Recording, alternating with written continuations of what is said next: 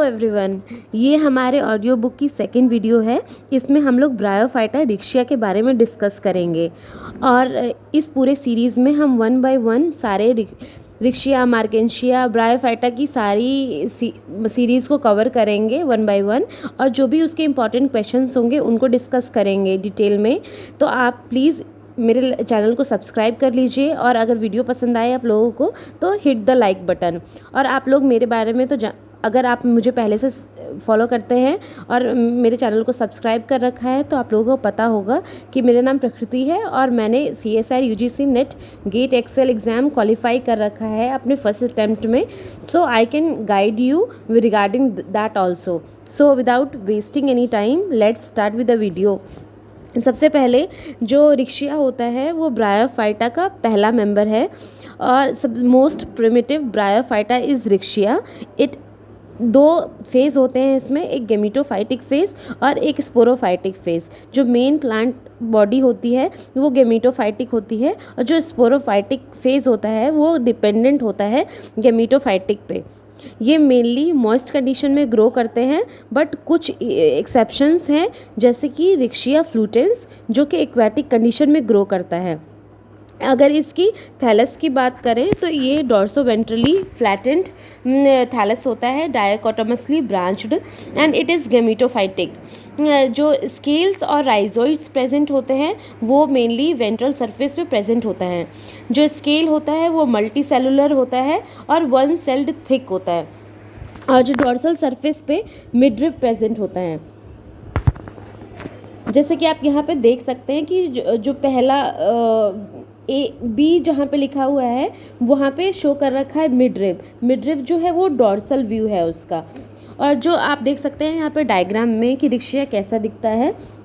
और जो ventral surface है वहाँ पे स्केल्स और राइजोइड्स दोनों ही प्रेजेंट होते हैं। जो डॉर्सल सरफेस है मेनली ग्लैब्रस होती है। ग्लैब्रस का मतलब कि फ्री फ्रॉम द हेयर नहीं होता, बट इसमें भी कुछ एक्सेप्शंस है जैसे कि रिक्शिया मेलानोस्पोरा जिसके पास एपिडर्मल आउटग्रोथ प्रेजेंट होती है। अगर इसकी थैलस की बात करें तो इसका थैलस अपर जो होता है, अपर रीजन को फोटोसिंथेटिक रीजन बोलते हैं। इस रीजन में डिस्कॉइड क्लोरोप्लास्ट प्रेजेंट होता है, बट पायरेनॉइड्स प्रेजेंट नहीं होता। पायरेनॉइड्स का मेन फंक्शन ये है कि वो CO2 फिक्सेशन में हेल्प करता है, कार्बन असिमिलेशन में हेल्प करता है। और जो लोअर थैलस है वो स्टोरेज रीजन उसको बोलते हैं। इसमें मेनली क्लोरोप्लास्ट एब्सेंट होता है। जो इसका ग्रोथ होता है वो एपिकल सेल के थ्रू होता है, और इसका रिप्रोडक्शन की बात करें तो वो दो तरीके से होता है मेनली, एक वेजिटेटिव और एक सेक्सुअल रिप्रोडक्शन। वेजिटेटिव रिप्रोडक्शन में अगर बात करें तो अगर ओल्डर थैलस की डेथ हो जाए तो वहाँ से न्यू प्लांट ग्रो हो सकता है, या थ्रू द राइजोइड्स भी ग्रो होता है प्लांट। और अगर हम लोग सेक्सुअल रिप्रोडक्शन की बात करें तो जैसा इस यहाँ पे शो हो रखा है, एंथ्रीडिया और आर्किगोनिया के थ्रू सेक्सुअल रिप्रोडक्शन होती है। एंथ्रीडिया और आर्किगोनिया मेनली डॉर्सल साइड पे प्रेजेंट होते हैं थैलस के, मतलब एक मल्टी सेलुलर स्टाक के थ्रू थैलस में ही प्रेजेंट होते हैं वो। और जो एंथ्रीडिया होता है वो जो एक ऑस्टियोल के थ्रू डॉर्सल सरफेस पे ओपन होता है, और it is mainly made up of androcytes. और जो एंथ्रीडिया होता है उसके पास one celled thick layered jacket होती है। और जो आर्किगोनिया होता है वो भी डॉर्सल साइड में प्रेजेंट होता है एक चैम्बर में। ये भी शॉर्ट मल्टी सेलुलर स्टाक से जुड़ा रहता है उससे। और इसका जो नेक कनाल सेल है वो 4 to 6 यूनिसेलुलेट नेक कनाल सेल होता है। इसके टिप पे 4 सेल होते हैं और 6 ventral row of cell present होते हैं नेक कनाल सेल में। और जो अगर हम लोग बात करें कि अगर इसका फर्टिलाइजेशन, तो इसके फर्टिलाइजेशन के लिए मेनली वाटर की ज़रूरत पड़ती है, मॉइस्चर की ज़रूरत पड़ती है। जब मॉइस्चर कंडीशन आ जाता है तो जो एंथ्रीडिया है वो आर्किगोनिया से अटैच मतलब दोनों का कंबाइन करके जाइगोट फॉर्म करेगा। और जाइगोट जो है उसको बोलते हैं हम लोग mother cell of the sporophytic generation. और जाइगोट जो है डिवीजन करेगा 20 to 40 सेल्ड स्ट्रक्चर बनाएगा।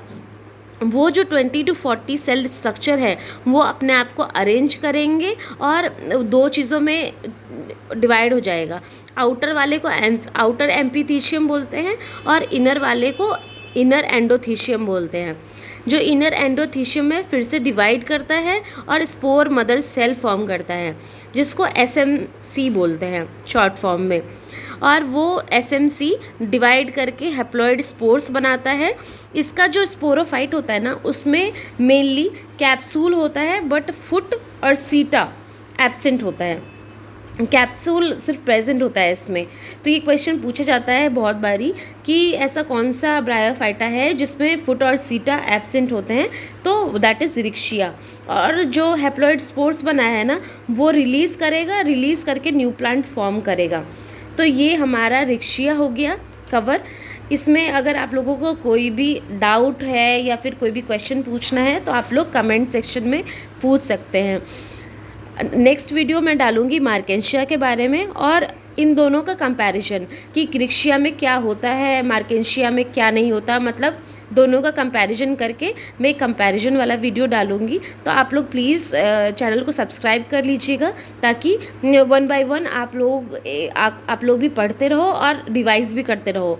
मैं रिवीजन सीरीज़ भी लेके आऊँगी जिसमें हम लोग जो भी पढ़ रहे हैं उन चीज़ों को रिवाइज करेंगे हर दिन, ताकि हम वो चीज़ भूलेंगे नहीं।